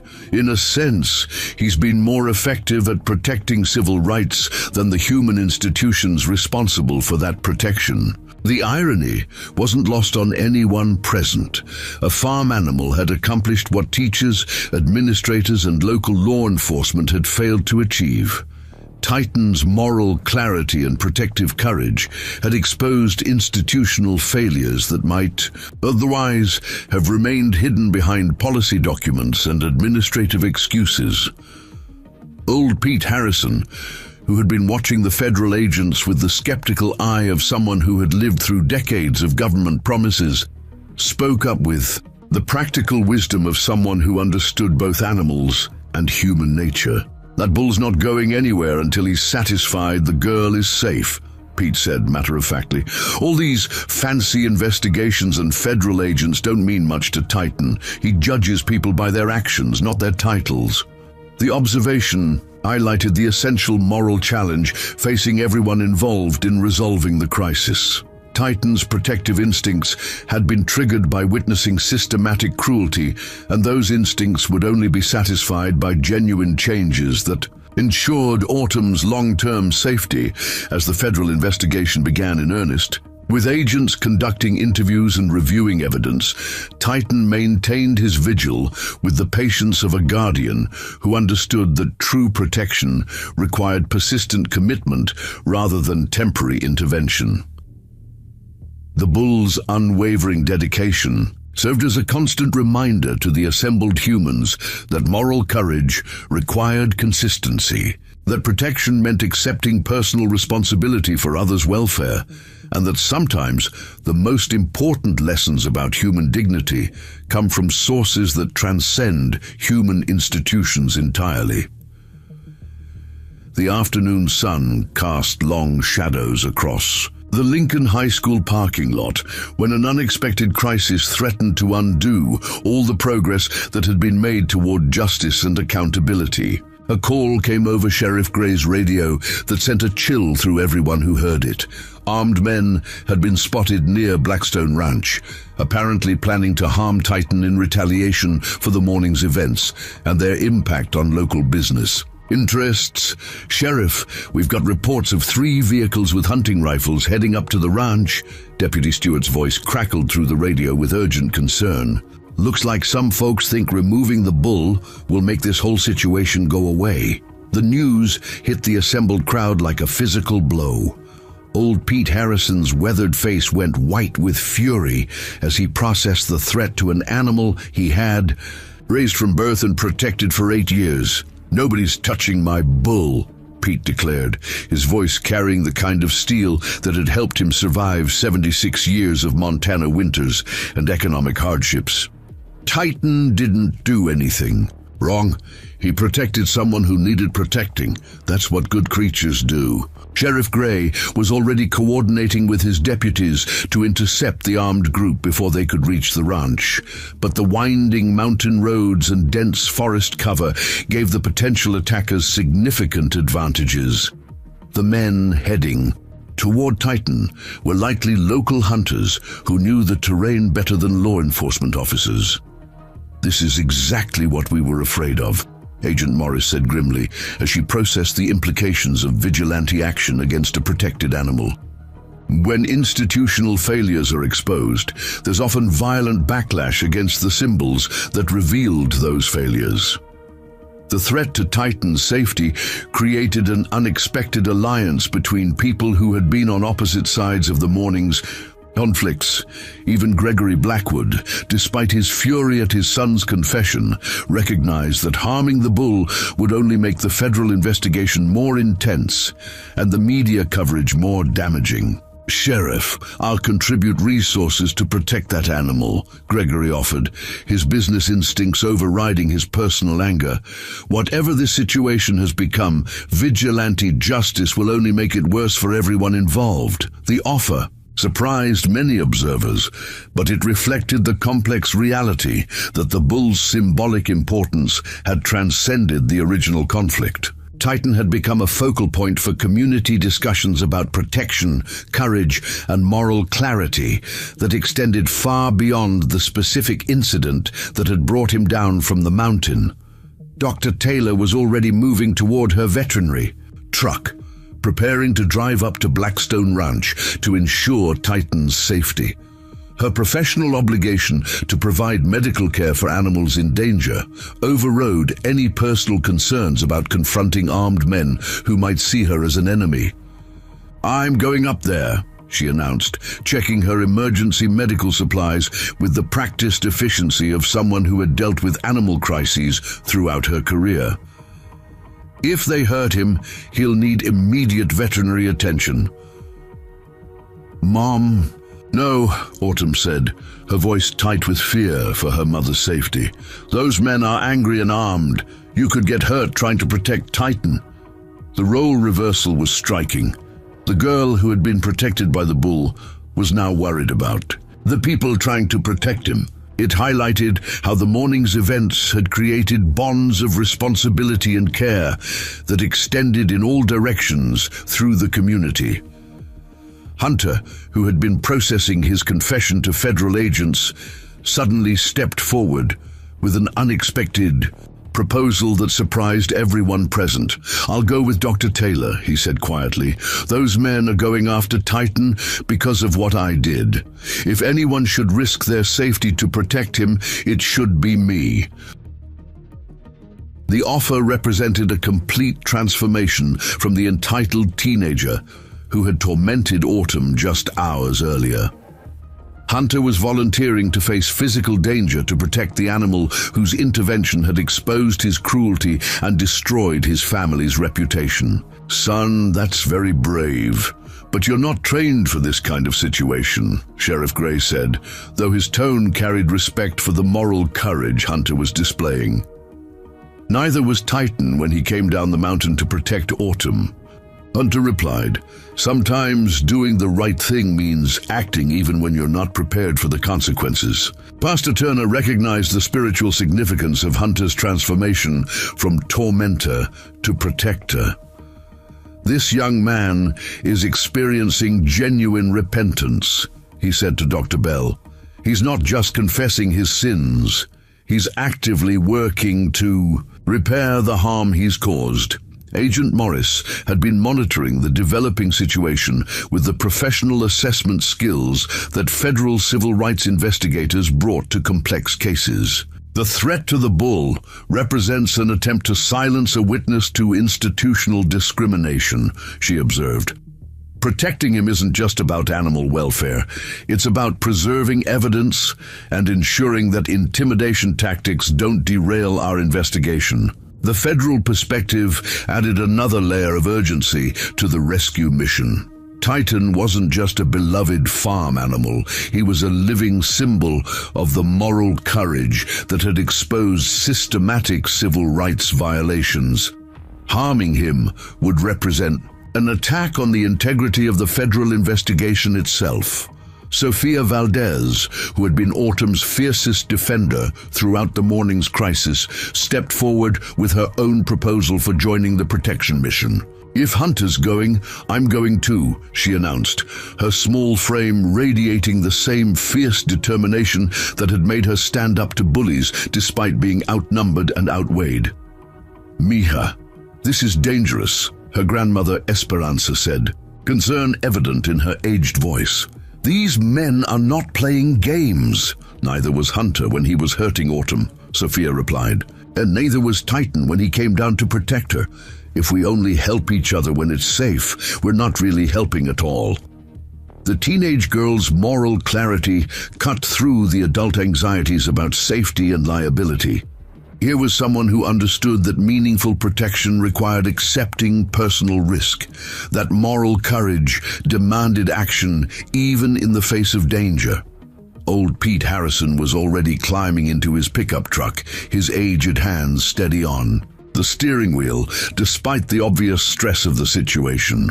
"I've been taking care of that bull for 8 years, he said simply. "I'm not stopping now because some cowards with guns think they can solve problems through violence." The convoy that formed to protect Titan included an unlikely alliance of people who had been on opposite sides of the morning's conflicts. Dr. Taylor's veterinary truck led the procession, followed by Sheriff Gray's patrol car, Pete Harrison's ranch pickup, and Agent Morris's federal vehicle. Behind them came Pastor Turner in his modest sedan, carrying Hunter and Sophia as they rode toward a confrontation that would test their newfound moral courage. The winding road up to Blackstone Ranch had never felt longer as the rescue convoy climbed through pine forests and granite outcroppings toward the high pastures where Titan's herd grazed in peaceful ignorance of the danger approaching them. "Radio contact every 2 minutes, Sheriff Gray commanded through his communications system. "We don't know how many men we're dealing with or how heavily armed they are." The tactical concerns were real. Armed hunters in familiar terrain could create an ambush situation that would endanger everyone involved in the rescue mission. But the moral imperative to protect Titan had overcome practical considerations about safety and liability. Dr. Bell, who had remained at the school to continue documenting the psychological aspects of the crisis, spoke to the news crews about the symbolic importance of the rescue mission. "What we're witnessing is a community's moral awakening," he explained to the cameras. The bull became a catalyst for exposing institutional failures, and now protecting him has become a test of whether this community will choose courage over convenience.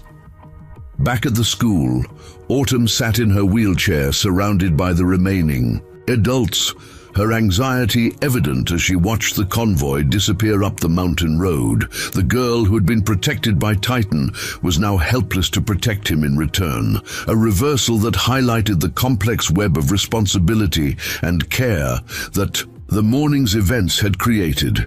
"He came down the mountain to protect me," she said quietly to Judge Barnes. "Now everyone's going up the mountain to protect him. It's like the whole community is finally learning what he tried to teach us."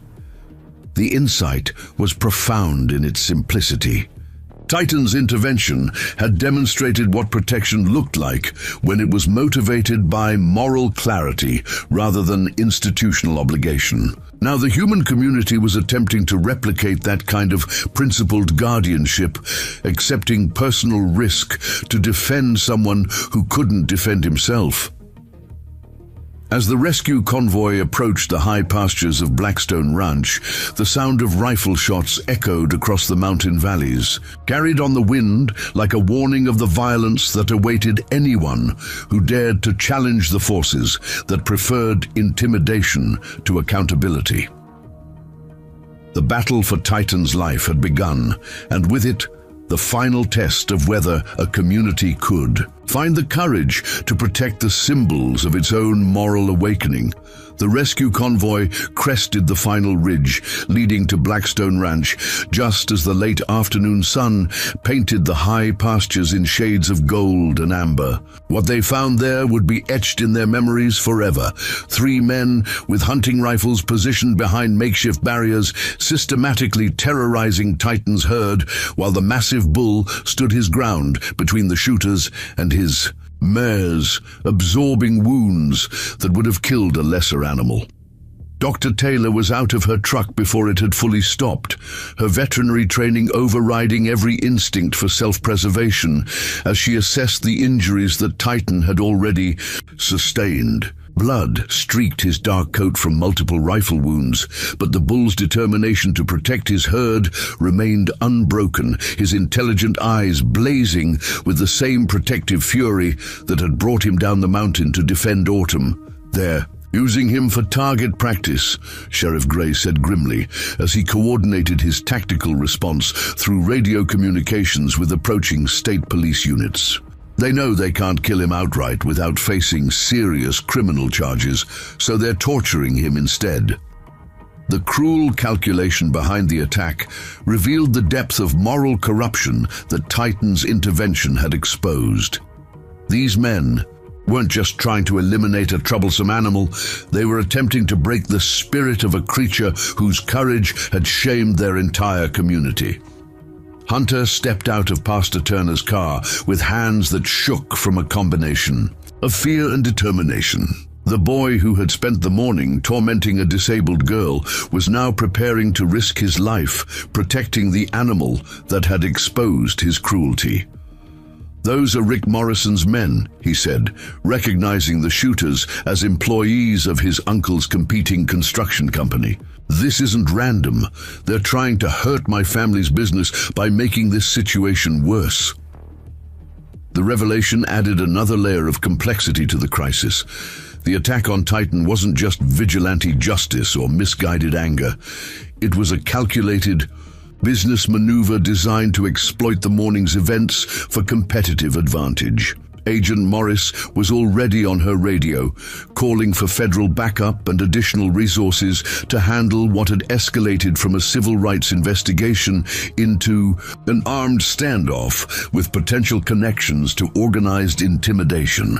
"This is exactly the kind of retaliation we see when institutional discrimination is exposed," she explained to the assembled rescue team. "Threatening the symbols that revealed the truth is a classic pattern in civil rights cases."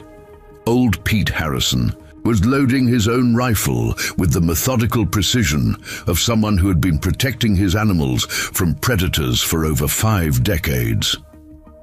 "Nobody tortures my bull and gets away with it," he said simply. "Titan's been nothing but gentle his whole life except when he's protecting something that needs protecting." Dr. Taylor had been studying Titan's wounds through binoculars, her professional assessment revealing injuries that were serious but not immediately life-threatening. "They're being careful not to hit vital organs," she reported. "This is calculated. Cruelty designed to cause maximum suffering without immediate death." The veterinary assessment confirmed that the attack was more psychologically sadistic than physically lethal. The shooters wanted Titan to suffer as an example to anyone else who might challenge the existing power structures that their actions were designed to protect. Sophia Valdez surprised everyone by producing a hunting horn from her backpack, an instrument she had learned to use during summers spent at her uncle's ranch. "If we can create enough noise and confusion, maybe we can scatter their position and give Titan a chance to reach cover."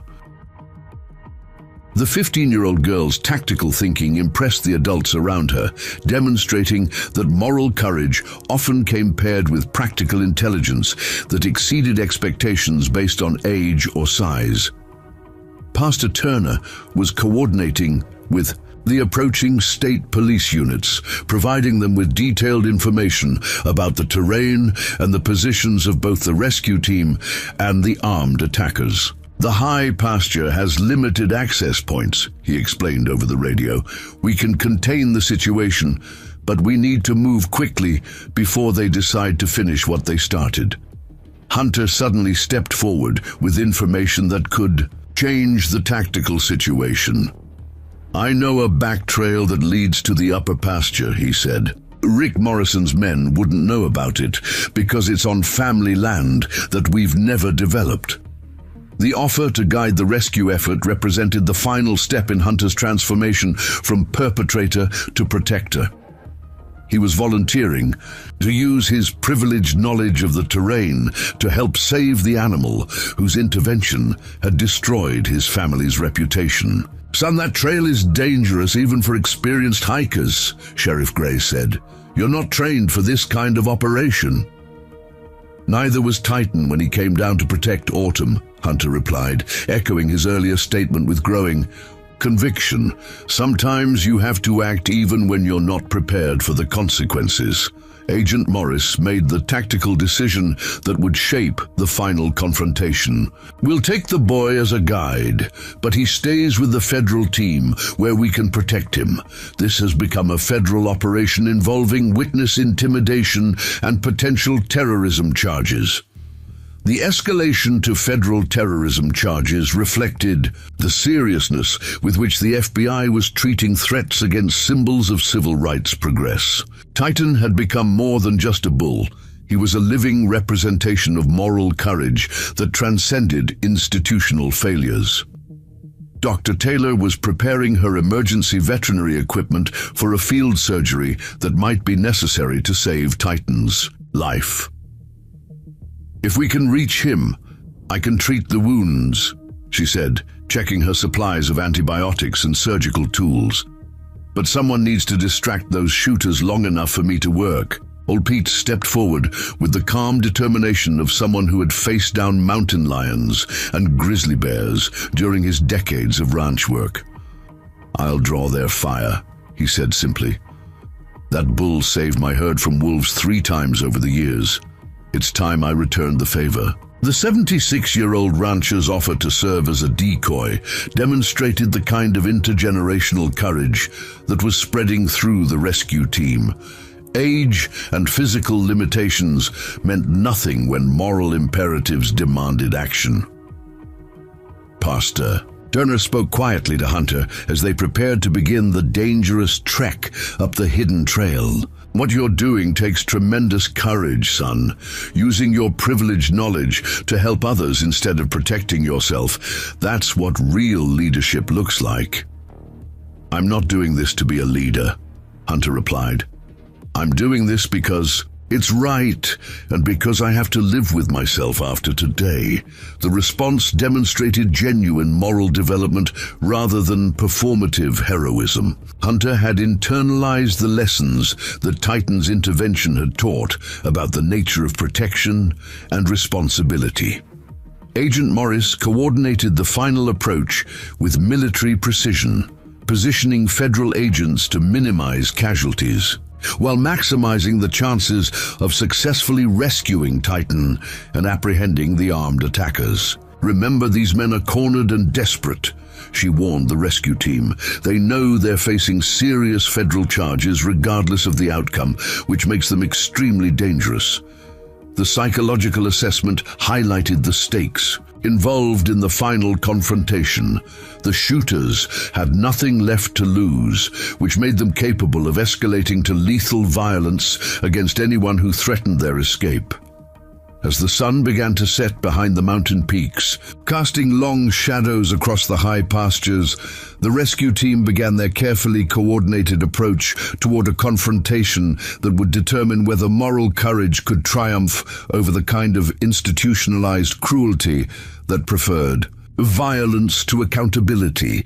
Titan continued to stand guard over his herd, his massive frame weakened by blood loss, but his protective instincts undiminished. The bull's unwavering dedication served as inspiration for the humans who were risking their own safety to defend him, demonstrating that true guardianship required persistence even in the face of overwhelming odds.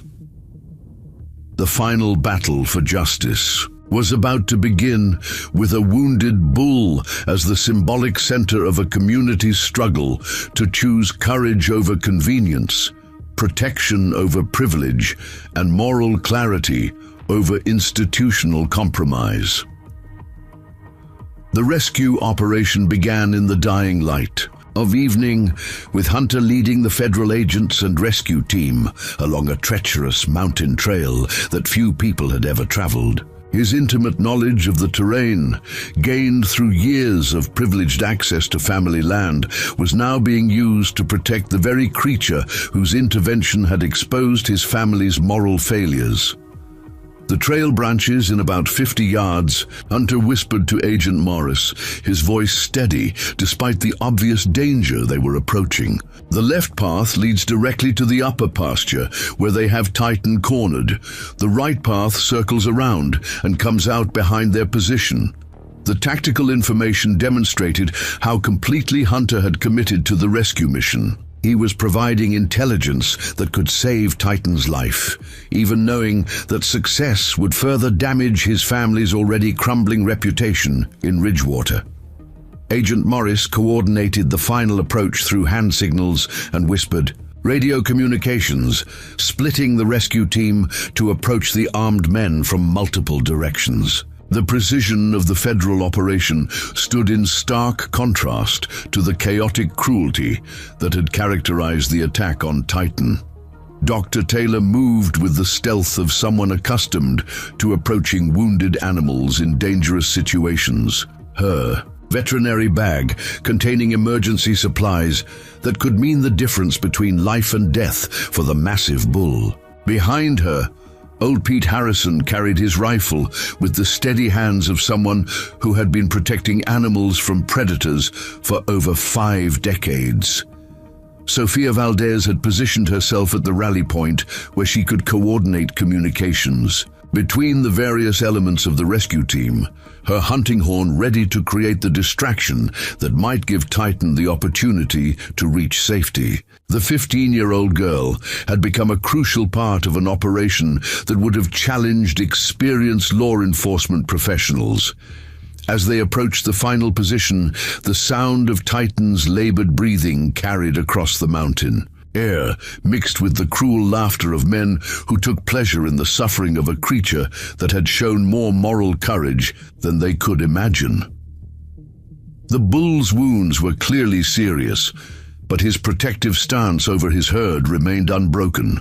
"On my signal," Agent Morris whispered into her radio, coordinating the simultaneous approach that would minimize the chances of the shooters escaping or escalating their violence against Titan.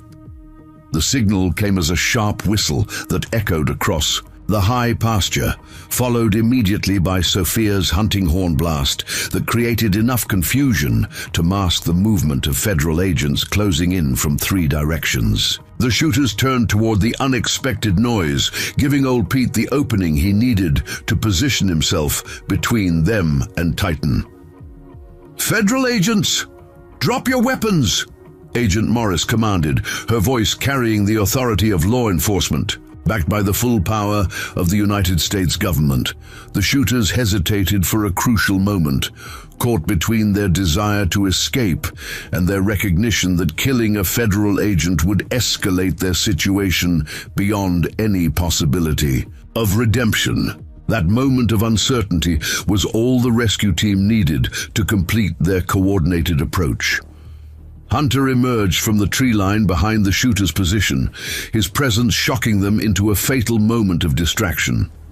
"It's over," he called out, his voice carrying an authority that surprised everyone present, including himself. "You're surrounded by federal agents, and there's nowhere to run."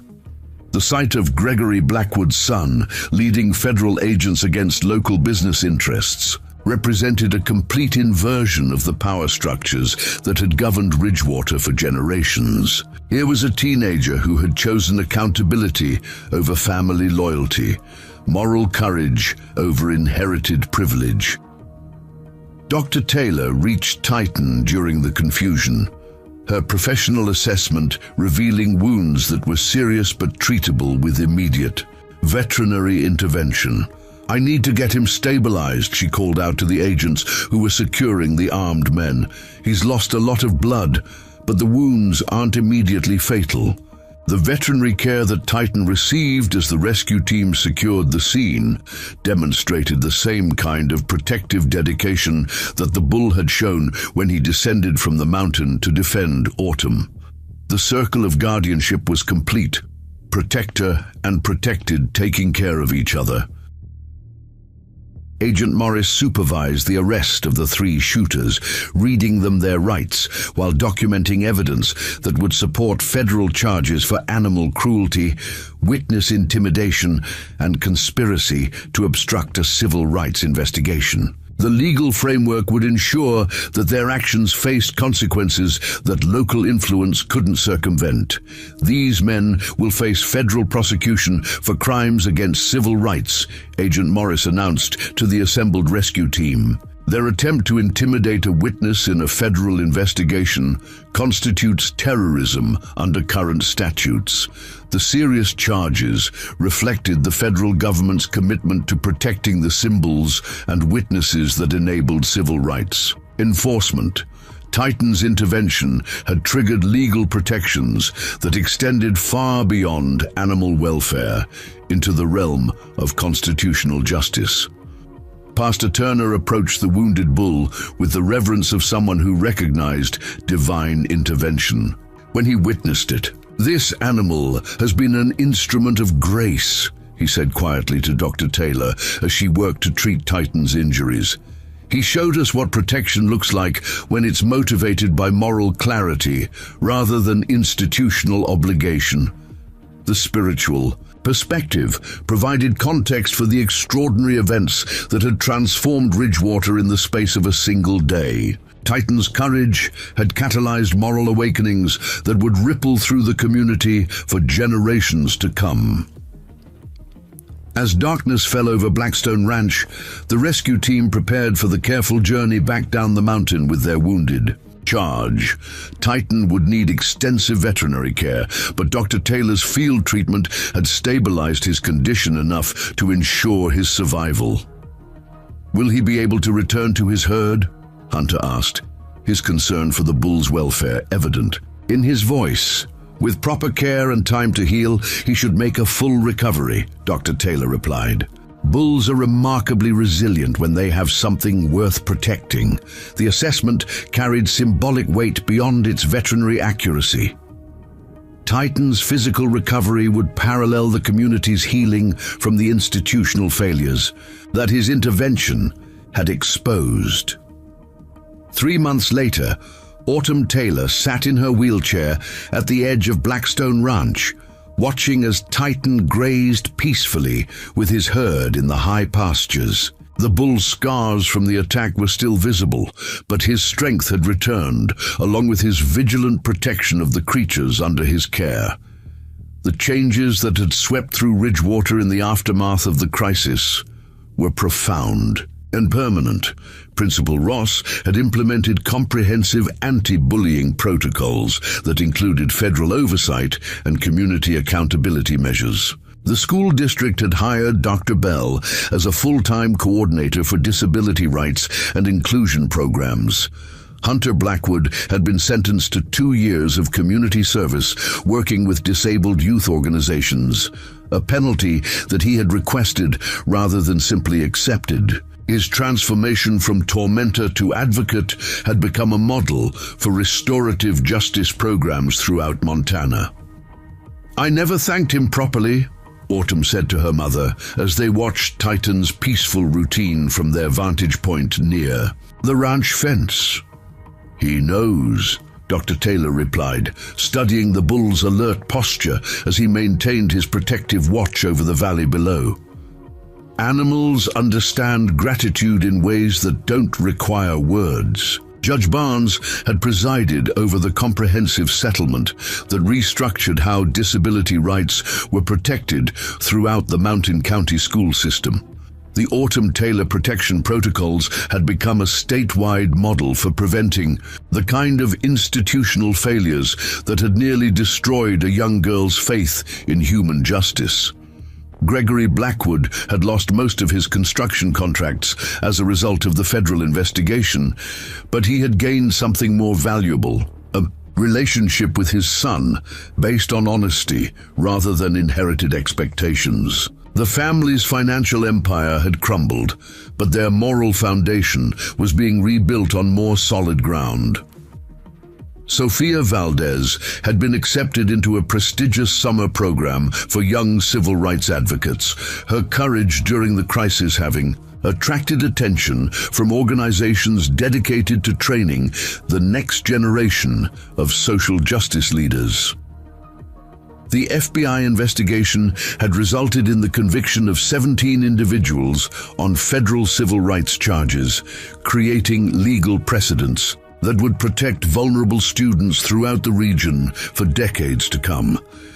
As the sun set behind the mountain peaks, painting the high pastures in shades of gold and crimson, Titan lifted his massive head and looked directly toward where Autumn sat in her wheelchair. Across the distance, their eyes met in a moment of recognition and mutual respect between protector and protected.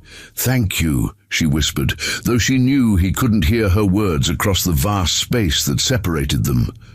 But somehow, in the way that profound connections transcend ordinary communication, Titan seemed to understand. The great bull dipped his head slightly in acknowledgement before returning his attention to the herd that depended on his protection.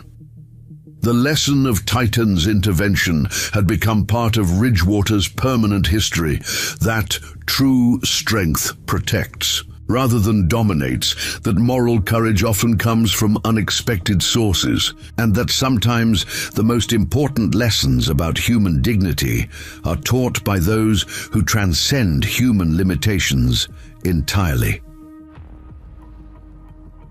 In the months and years that followed, whenever students at Lincoln High School faced their own moments of moral testing, teachers would tell them the story of a girl in a wheelchair and the bull who taught an entire community that protection is a choice, courage is a commitment, and justice sometimes comes thundering down from the mountains when human institutions fail to provide it.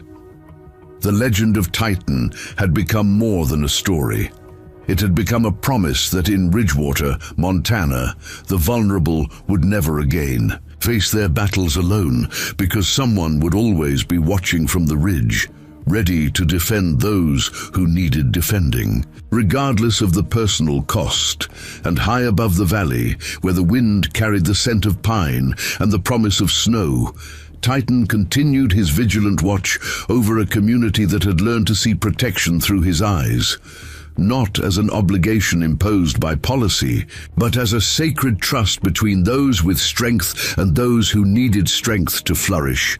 The girl in the wheelchair had found her voice, the community had found its conscience, and a bull had shown them all what it meant to stand guard over. What matters most in a world that too often forgets the difference between power and protection, between privilege and responsibility, between looking away and standing watch. The end. Up next, 2 more incredible stories are waiting for you right on your screen. If you enjoyed this one, you won't want to miss this. Just click to watch, and don't forget to subscribe. It would mean a lot.